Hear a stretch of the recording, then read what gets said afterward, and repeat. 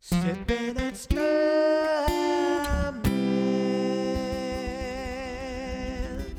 Whoa, whoo, yeah. Howdy, sippers. What's up, strummers? It's Brad, back episode 15, Sippin' and Strummin'. Hope you all are well.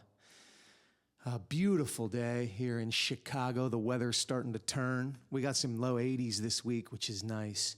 But you can feel that fall in the air, which, you know, is my favorite time of year. I think probably mid-September, maybe beginning of October for sure, but maybe mid-September to January 1st is my favorite time of the year. I love it. Hockey starts. Mosquitoes are gone. The damn yellow jackets are gone. I've killed so many fucking yellow jackets this summer at work, landing on all our syrup bottles, just batting them with my hand, crunching them on the ground. It's really the only thing I kill. I hate them. I don't see what they do. Someone told me they do pollinate, I guess. I guess they land on flowers. Seems like most likely they just land on my fucking food and on my legs. I'll take spiders outside. I take bumblebees and honeybees, of course, I will never harm. I'll trap them and take them outside. Even those damn drain bugs with the 1.5 million legs that I turn on the light in the bathroom in the middle of the night and I see them scurrying around. I don't kill them because I know they're eating bugs or doing whatever it is they do. Cleaning my shower at night, I'm not sure what they do. Hockey starts, I think I said. Yeah. It's coming up here in a few weeks. Fishing, fall fishing is good. I'm going to try my hand at catching some salmon up here in Lake Michigan, packing my freezer full of kings. Summer can suck a dick. It's too hot, too many yahoos out. It's too crowded everywhere. You can't go to the lake. I just don't love it. It's not my thing. What else is going on? Oh, I'm sipping. Speaking of fall coming up, Southern Tier, pumpkin, Imperial Pumpkin. It's my favorite. I'm not a huge pumpkin beer guy. Like for the amount that they make, there's probably a couple, 2 tree. Whole Hog makes a good one, but this is the benchmark for me. Of pumpkin. They also do a Warlock, which is an Imperial Pumpkin Stout, which I stock up on in the winter. You know, a cigar and a hockey game and a good Imperial Pumpkin Stout. The windows all closed up. Man, that's the life right there. Something, I got to tell you, actually, something pretty scary happened to me this morning. I was tooling around in the kitchen, making some breakfast, and just out of nowhere, out loud, I said, Appomattox Courthouse. I don't know where that came from. I don't know what that is. I mean, I know what it is, right? That's where Lee surrendered in the War of Southern Aggression. Is that what they called it? Northern Aggression? What did they call it? I guess they could spin it either way. I don't know. It's like a Civil War Tourettes. Hopefully, I'm not getting a Civil War Tourettes. We'll see. My theory is that as I'm getting older, I'm just purging information that I don't need anymore. And it's just coming out. And then it's just going away into the air. And it won't clutter my brain up anymore because it's prime real estate up there right now. What else is going on? Just got back from Oregon. Went out there, met Cam's family, did a whirlwind tour around Portland and Lincoln City and all the coast and all that stuff. 5 nights, 5 different Airbnbs, but it was cool. Next time I'd like to go out there and do some outdoorsy stuff, some hunt. How does it feel? How does it feel to be without a home?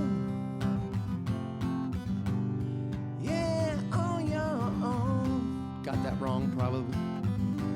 With no direction home, a complete unknown, just like a rolling stone. I Actually, I pushed back against watching that movie, whatever that movie's called, with Timothée Chalamet,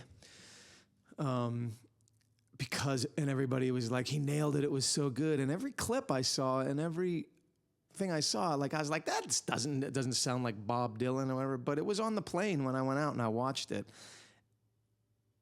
and it was fucking good, man. He really did a great job. Excuse me. I was impressed. I'm eating crow, as they say. I take it back. I take it back. I take it back. What movie is that from? Anywho, so that was fun.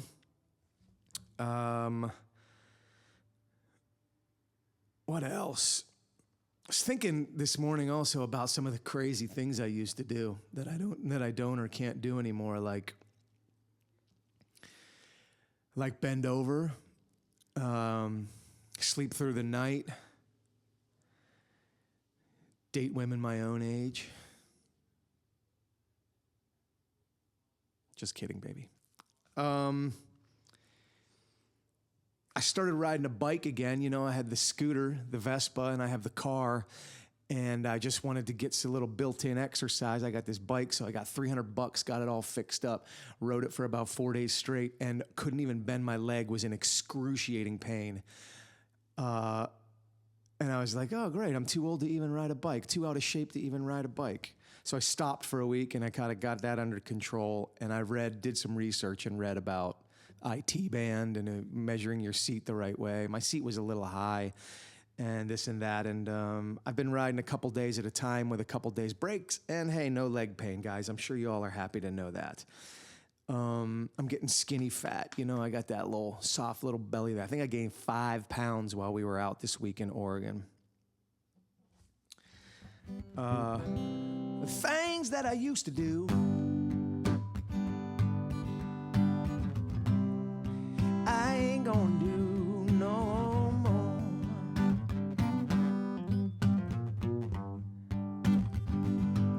I said the things that I used to do, baby, I ain't gonna do no more. Things that I used to do, I ain't gonna do no more. I said the things that I used to do, I ain't gonna do no more. G Love has a version of that kind of song. Things that I used to do. What else is going on, y'all? Oh, I guess that dude got shot, huh? Did you see that dude get shot on TV? That shit was pretty gruesome. I don't have much to say about it, really. You know me, I'm not a very political guy. I'd probably land right in the middle on most things. The extreme left, extremely, extremely worrisome. The extreme right, extremely worrisome. And that dude, I have gone back and watched some of his interviews, not just the fucking quote clips that they edit and that people want you to see and stuff, because that's not fair to do to somebody. And, you know, he seemed like a smug fucking prick. He's the kind of guy that uses his faith as a sword and also a shield. Damn, some dogs going at it out there, which I don't really respect, you know. Of course, no reason for him to get shot in the neck in front of his family and the whole world. That's so cowardly to do that to somebody. Yeah, I don't. You know, you get in times like these and people are just like, you kill a man for his opinions, just his opinions. I don't know if I necessarily, and also no one deserves to die that way. And I disagree with that. Some people should probably be fucking shot in the face, in the head, in front of everybody. Not him, probably, for sure. But he died for his opinions. And I think that's oversimplifying it. I mean, it's probably it's myriad reasons why he why this guy didn't like him or whatever. I saw Theo Vaughn's podcast and he was talking about people, just the algorithm forcing the same shit down your throat now, and until you're filled up with it, and you're filled up, and if you're watching the same thing all the time, like be it your political opposition or videos about fights or karma or titties, whatever it is, it's all going to be bad for you too much. How much responsibility is on the powers that run those algorithms that just force feed people that kind of shit all the time? Some, not all. Doesn't mean no, all of us aren't going out and fucking, shooting people in the face or just squeezing titties all the time. But that's interesting.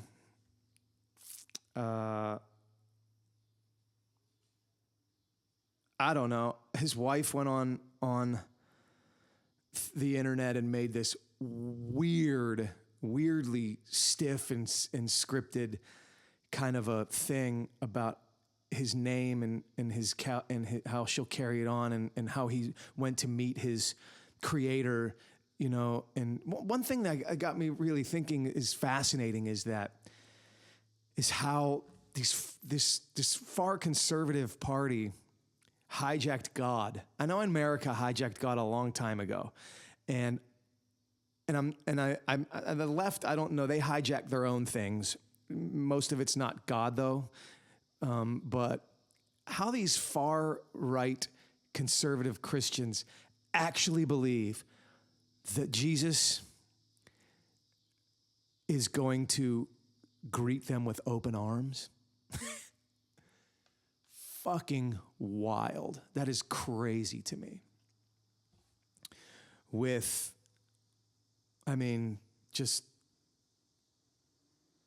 I don't know. I guess I can just leave it at that. That is crazy. The dichotomy that could live inside people's heads of that. But also, I told somebody the other day, I think antagonizing people for a living is fucking risky business, man. Again, not to justify the man being killed. Cowardly, should not have happened to this guy. And he did with his faith and with his words and beliefs. He antagonized people. Some people may say disguised as discourse. I don't know. I've seen some of his videos with people, with college students. These are college students, for Christ's sake, for the most part. A 31-year-old man engaging in civil discourse, quote unquote, with 18 and 19, 20-year-old kids. Hopefully that should be unfair. That should be. If you're 31 and have traveled and learned and read and done anything, that you should have the upper hand on that. But I think he antagonized people, and that's risky business. Again, doesn't mean he deserves to get fucking assassinated in front of the world. You look at gangster rappers, Tupac and Biggie, who's just fucking spew violence out of their work and their mouth for the most part. Are you surprised when they get shot dead on Flamingo in Vegas?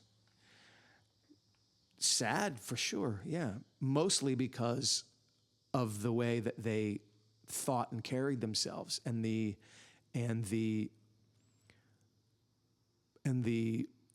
were the product, and that environment that they were products of. That is sad. Shocking that they get killed? I don't think so, not to me. Anyway, I think that's all.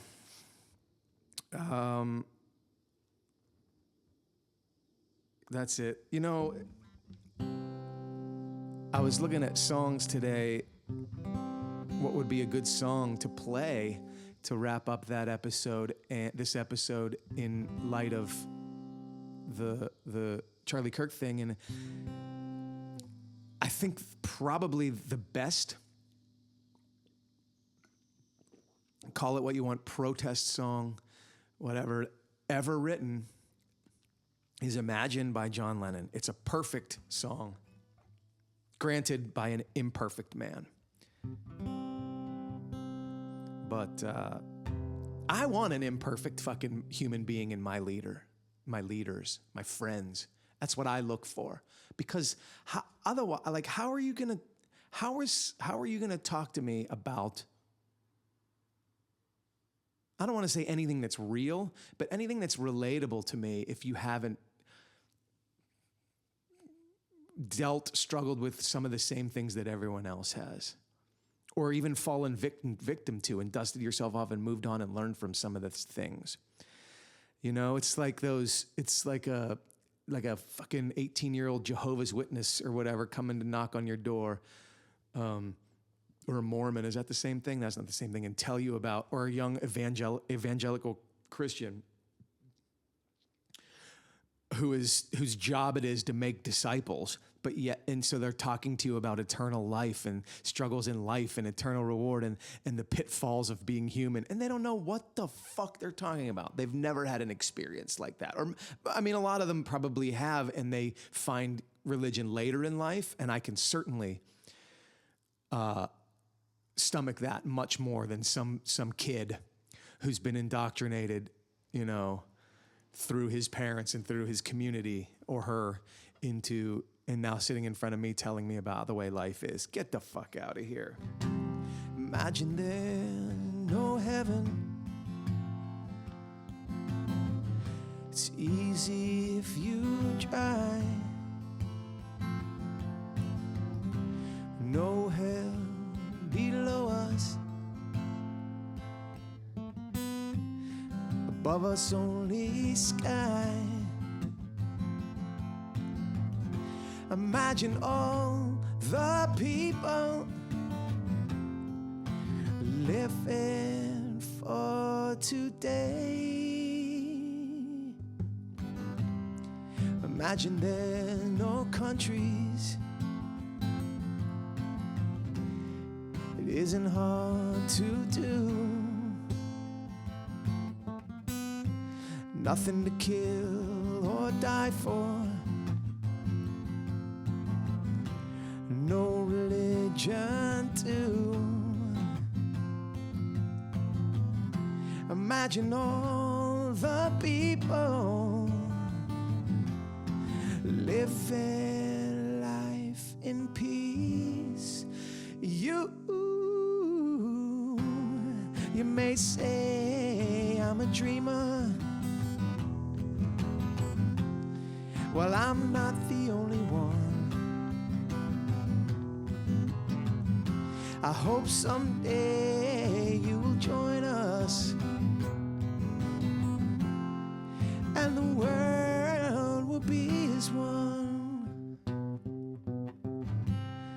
Imagine no possessions. Wonder if you can. No need for greed or hunger. A brotherhood of man. Imagine all the people sharing all the world. You may say I'm a dreamer. Well, I'm not the only one. Hope not. I hope someday you will join us, and the world will live as one. That's all, my friends. I hope you're well. Be good to yourself and to everybody else. Love y'all. Take care. Bye. Sippin' and Strummin'.